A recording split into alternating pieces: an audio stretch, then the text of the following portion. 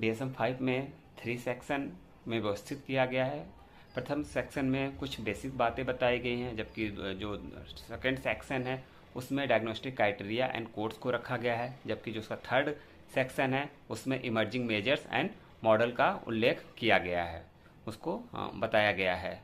यदि हम लोग प्रथम खंड में को देखें तो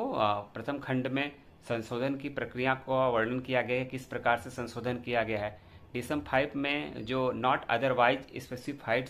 श्रेणियों को 2 विकल्पों में रखा गया है, ताकि निदानकर्ताओं को सुविधा हो सके कि उसको किस रूप में रखना है। DSM-5 के सेकेंड सेक्शन में 20 डायग्नोस्टिक क्राइटेरिया के लिए मापदंड और कोड दिए गए हैं। प्रत्येक श्रेणी में कई डायग्नोस्टिक्स क्राइटेरियाज एंड उसके सब टाइप्स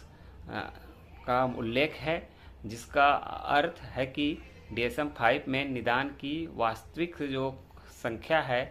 वो इस बात पर निर्भर करती है कि आप कैसे इसकी गणना करते हैं। नैदानिक श्रेणियों की यदि हम बात करें तो यहाँ पे जो 20 हैं उसमें DSM के थर्ड सेक्शन में इमर्जिंग मेजर्स एंड मॉडल्स की चर्चा की गई है, यानी आविर्भावी माप और मॉडल की बात की गई है। ये तृतीय जो खंड है में रोगियों के मूल्यांकन हेतु चिकित्सकों की सहायता के लिए कई उभरते हुए मापों और मॉडलों का उल्लेख किया गया है, उसकी व्याख्या की गई है और ये बताया गया है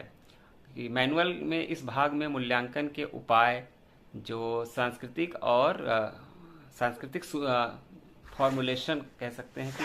कल्चरल फॉर्मुलेशन के बारे में सुझाव भी दिया गया है। व्यक्तित्व विकृतियों के निदान के लिए एक अलग से मॉडल नहीं हो पा रहा है ना।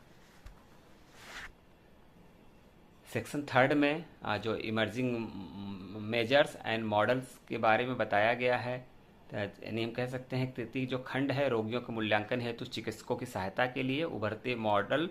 और उपायों का उल्लेख यहाँ पर किया गया है।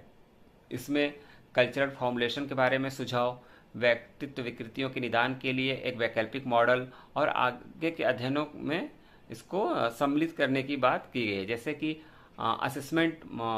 मेजर्स, जैसे मूल्यांकन के उपाय, इसके अलावा cultural and psychiatric diagnostic, alternative